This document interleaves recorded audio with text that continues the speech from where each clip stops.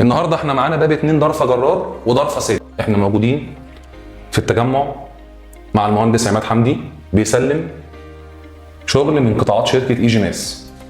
جينا نصور الشغل عشان نوضح للساده العملاء مميزات قطاعات شركه اي جي ماس. ومعانا فني من طراز رفيع شغال في مجال الالومنيوم بقاله اكتر من 20 سنه، هيتكلم النهارده عن مميزات القطاع وليه هو بيرشحه لعميله. المهندس عماد حمدي.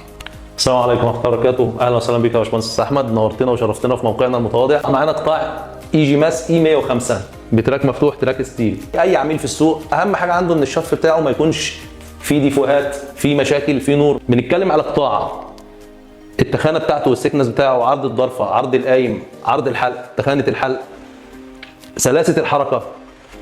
احنا بنتكلم على ضرفه بتزقها بتمشي لوحديها، مش بتعافر معاها ومش بتزق معاها. بنتكلم على قطاع خدم العميل وخدم الفني قبل ما يخدم العميل. احنا واقفين جوه غرفه ازاز سنجل، احنا مش سامعين اي حاجه بره.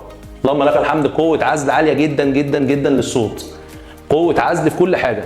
احنا في قطاعات اي جي ماس بندور على المتانه، عزل الصوت، عزل الاتربه، صرف مياه الامطار. النهارده احنا معانا باب 2 ضرفه جرار وضرفه سلك. طبعا الباب بيفتح وبيقفل بكل سهوله اهو. ضرفه السلك بتتجمع بكورنر معدن فمستحيل تتكسر. العجله بتاعتها عجله محترمه جدا، سهل فكها ونظافتها وتركيبها تاني. هنيجي نتكلم عن الجلسه اللي الضرفه بتمشي عليها، معموله من الستانلس ستيل عشان مع مرور الوقت واستخدام الباب لسنين عمر الستانلس مش هيتجرح ومش هيتطبق، فهيبقى معانا عمر افتراضي عالي.